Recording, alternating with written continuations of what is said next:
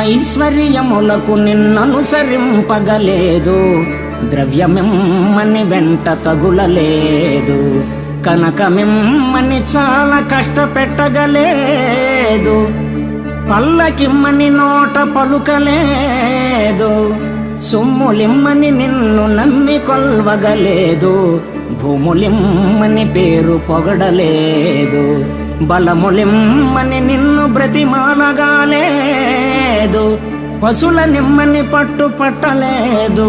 నేను కోరినదొక్కటే నీలవర్ణ, సయ్యనను మోక్షమిచ్చిన చాలు నాకు. భూషణ వికాస శ్రీధర్మపుర నివాస, దుష్ట సంహార నరసింహ దురిత దూర. పరంధామ ఐశ్వర్యం కోసమో, సువర్ణమయ సంపద కోసమో, పల్లకీలో ఊరేగే స్థితి